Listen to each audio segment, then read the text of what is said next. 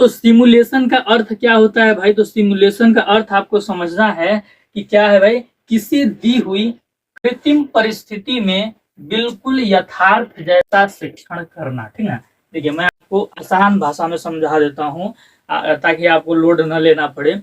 आपका जब बीएड या डीएलएड किसी चीज में एडमिशन हुआ होगा, ठीक ना, स्पेसिफिकली हम बीएड की बात करते हैं।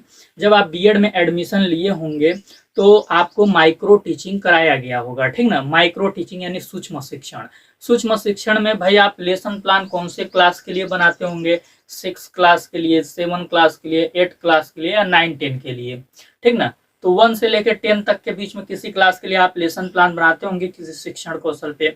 अगले दिन वही लेसन प्लान आपको पढ़ाना भी होता होगा। तो क्या आप 6 क्लास का जो लेसन प्लान बनाते थे, क्या वो 6 क्लास वालों को ही पढ़ाते थे?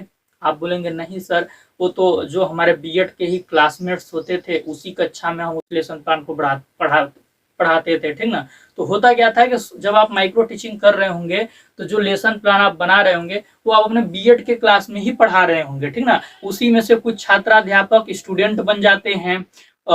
एक छात्राध्यापक ब्लैक बोर्ड पे आके शिक्षक बन के पढ़ाता है, कुछ छात्राध्यापक मूल्यांकन करते हैं पर्यवेक्षक के रूप में। ठीक ना, तो एक कृत्रिम परिस्थिति का क्या किया जाता है? निर्माण किया जाता है। कुछ चीजें उसमें रियल नहीं होती हैं, बस रियल जैसे लगती हैं। और ऐसी परिस्थिति का निर्माण क्यों कराया जाता है? ताकि कोई पर्टिकुलर चीज का अभ्यास आपको कराया जा सके, कोई पर्टिकुलर चीज की आपको ट्रेनिंग दी जा सके, आपके व्यवहार में वो चीज लाया जा सके। तो उसी को क्या बोलते हैं भाई? Simulated teaching. और जरूरी नहीं है कि ये शिक्षण कला सिखाने के लिए प्रयोग में लाया जाए पद्धति।